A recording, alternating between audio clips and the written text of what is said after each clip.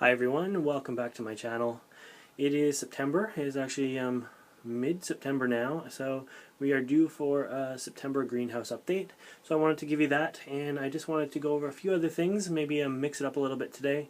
I'm going to do a few question and answers here on my iPad from some of the viewer comments, and go from there. So let's get started on a September greenhouse update.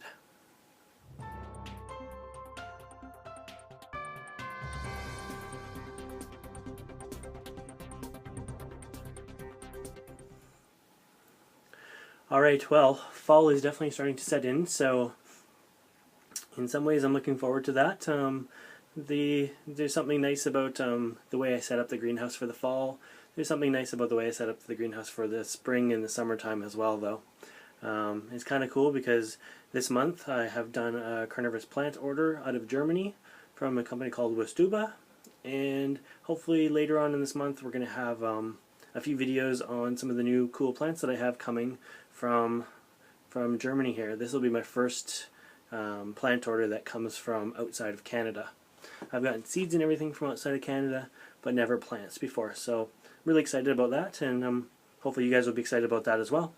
But let's get on to the first viewer question for today, and these are going to be all greenhouse related since it's a greenhouse update. The Dank Skunk asks, how do you connect the humidistat to the drip irrigation system? Do you use a drip irrigation system, if I'm assuming correctly? Well, you may have noticed in the videos I do have drippers around. They're all sort of tucked under the benches and that sort of thing. But there are drippers in here. It's actually an old system that I don't use anymore. It never was connected to a humidistat. The humidistat has the foggers connected to it. In order to connect the dripper system to a humidistat like that, you need a solenoid switch that actually would plug in, and when the humidistat gets to a certain desired humidity, it's going to turn on and therefore release the water. I don't have anything that technical with anything like that. When I had the dripper system, it was for times when I went away, and I just had it on a simple timer, like a timer for your hose to water your plants outside. Just a simple one, and it would come on every few days, and the drip irrigation would work for watering the plants. Now, I haven't used that in a few years because I just got too many plants. When I first had it hooked up, I think I probably had 60 drippers in here, which was great. Everyone could have one little dripper, but this summer alone I probably got 100 different orchids. So it is just unfortunately an obsolete system that really needs to come back out of the greenhouse. Let's see, Balfire asks, hi, do you still water your plants, or is the mist doing all the work? Do the roots dry at all? So to answer that, yes, I absolutely still have to water my plants. I don't think I water them as often as I would in the house where the humidity is lower. The evaporation rate is going to be much slower. I do find that the roots, they stay a little bit more pliable and soft in the higher humidity. They're always absorbing some moisture molecules, but definitely need to still water them. I find that little plants like this, the sphagnum moss will still get easily crunchy on there if you don't keep them watered, even with having 95% humidity in here for the summertime. So humidity is going to be something we'll talk about in the greenhouse update today. And because everything changes around for the fall, I start to bring in lights and heat and start to lower the humidity in here to kind of keep everything under my control. And we'll do one more from Josh Landreth. Does the fog help cool the greenhouse? If not, what do you use to cool the greenhouse? Well, the fog does help in a way to cool the greenhouse. Any kind of moisture in the air is going to suck heat out of the air. At the same time, we're constantly pumping in more moisture as the heat's coming in, so it really just sort of gets hot and muggy in here. I wouldn't say it controls it too much. It just makes it a moist heat instead of a dry heat.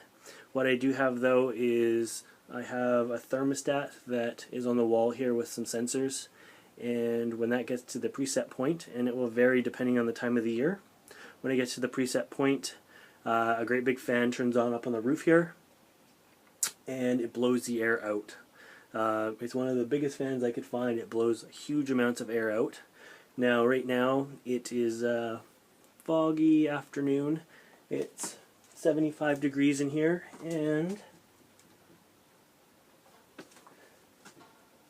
95% humidity.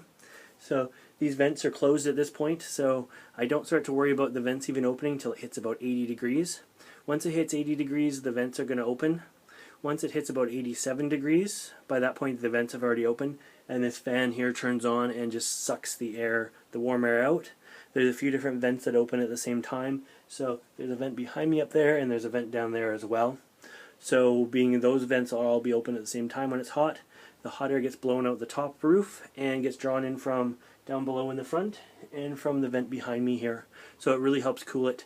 On a hot day, the heating will come on for, the cooling will come on for 1 or 2 minutes at a time and drop the temperature back down to the preset, which usually is about 87 degrees.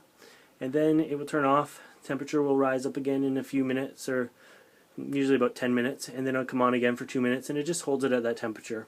So even on a hot day I can have the greenhouse door closed, and that will be enough to keep it cool. So anyways, we'll leave it at that for now, and we'll start with this greenhouse update. So let's get started on that.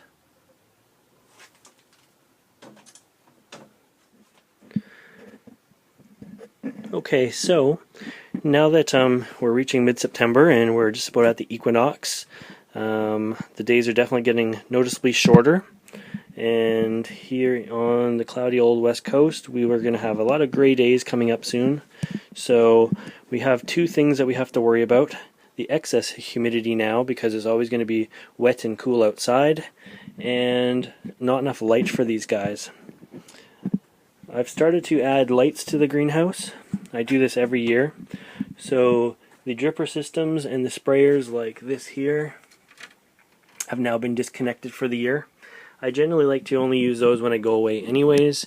I like to hand water everything just because I can pick and choose what I need to hand water. So now that there's no chance of anything being sprayed with water, other than if I accidentally spray it, I have got shop lights that I use and other compact fluorescent lights. So they're all off right now for filming purposes because the light just reflects into the camera.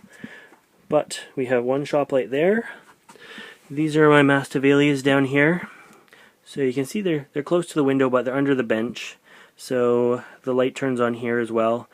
And there's probably 50 plants under there that I'll get the supplemental light. I generally run the lights even after dark. On a bright sunny day, the lights will still go off for a while, but I'm going to be increasing the lighting in here for the next month or so until we make sure that everything has at least some sort of lighting involved. Over on this side here, we have got a couple more lights that are suspended. So they are over all the low light, warm growing Phalaenopsis.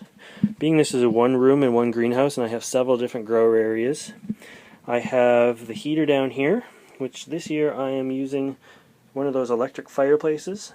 It's a grounded electric fireplace that is controlled by the humidistat there in the power bar. The power bar is connected to that yellow box over there, which is a GFI breaker in case there's any moisture in here. And that's going to be, although it isn't on yet, it's going to be set to 53 degrees at night and then 65 degrees in the daytime. On these days, even though it's cloudy, we're still at 75 degrees in here. It's not something we have to worry about yet, but it's still something that I want to make sure I have room for in here because there's going to be a lot of plants that have to come in. Other than that, I start hanging compact fluorescent bulbs here. That's a 45 watt grow light. These are two 23 watt bulbs, and so they're hanging all over the above the Phalaenopsis type orchids, all the warm growers. I also this year I'm going to try a heating pad. You can see it down here. I might end up making an enclosed little grow chamber. As I mentioned earlier, I do have some Nepenthes coming, and the highland will be right at home in here, but I have one or two lowlands that are coming as well. So I'm going to try a low wattage solution of keeping them heated by heat pads over on this area here this year. As I mentioned, in the wintertime, the humidity is not a big deal in here. I don't have to constantly pump in humidity because the heat outside is lowering the relative humidity.